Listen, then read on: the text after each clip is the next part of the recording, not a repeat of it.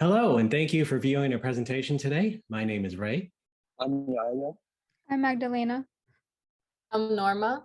And I'm Dan. And today we'll be talking about corporate social responsibility, or CSR. It's an important topic in business, especially in recent years, and myself and the rest of the team will be talking about CSR from a few different perspectives and then leave you with some solutions to think and act on. And so now let's begin with Yaya. What is CSR? Corporate social responsibility is a form of self-regulation by engaging with or supporting volunteering or ethically oriented practices. Today's CSR programs have their roots in corporate philanthropy. It was founded in 1914 by Frederick Goff when he founded the Prison Foundation.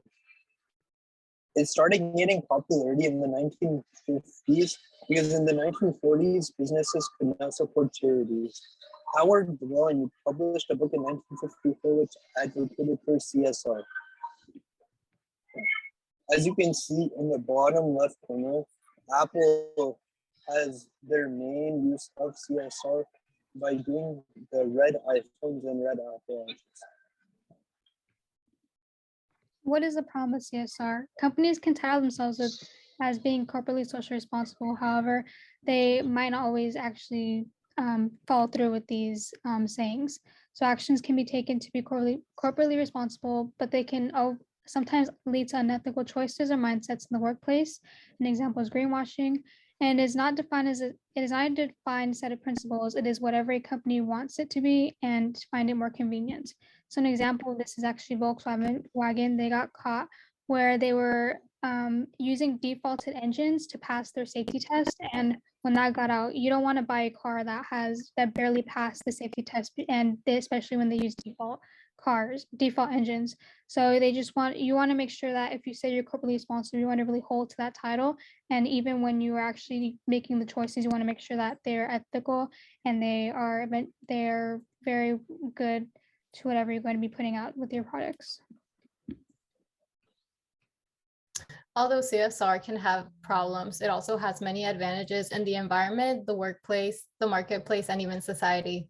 A few of these include that it enhances competitive advantage. So by this means that companies with a CSR plan have a moral obligation to follow, making the company more appealing for consumers and other stakeholders. Specifically for a tech company, this is necessary as it can lower costs, increase profits, and can grow faster as a company. The second bullet point is continuous innovation and learning. By innovating, the company can bring value to customers and can better satisfy and even exceed the needs of different stakeholders, plus drive more socially responsible projects. In the rapid technological advances can determine a firm's performance. Positive impact on employee, company, and stakeholder identification. A CSR plan that is developed with the ideas of employees and other stakeholders can increase the commitment to the company itself. And as well, it improves company image and reputation. And finally, it can increase sales and customer loyalty. So next, there are a few disadvantages for corporate social responsibility. The first reason is that it is difficult to generate a favorable CSR. And these reasons are because of skepticism from stakeholders and due to unclear message content and message channels. So content is what you're trying to communicate. So this includes issues, importance, motive, fit, commitment, and impact.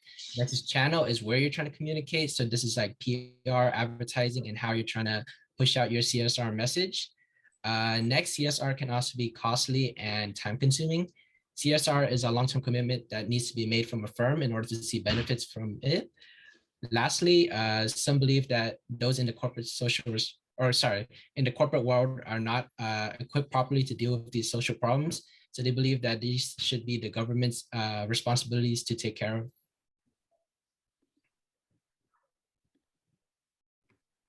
So what are some solutions we can pursue here after hearing about advantages and disadvantages? Well, we're not here to give one silver bullet answer for you. Rather, we think it's more of a set of solutions as a solution, essentially. And so we're going to present to you some considerations and activities that we hope will put a company on the right path. First, you want a foundation. That's done by creating a corporate social agenda.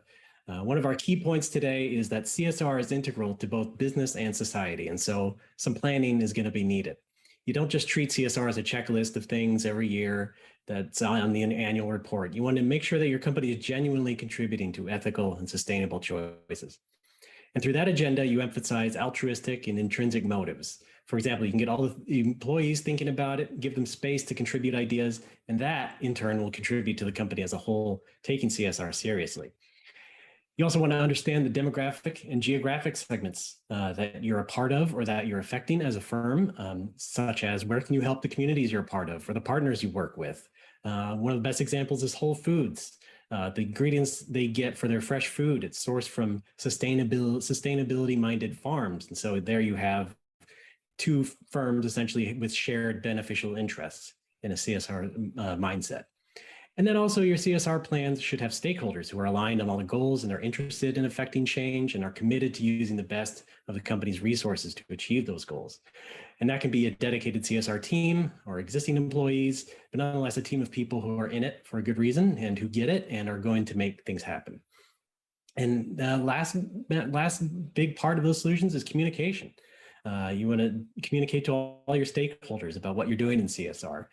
Generally speaking, we would say that everybody at the company would be a stakeholder from the top down, but no matter who they are, the key people involved are the ones really involved in your CSR agenda as well.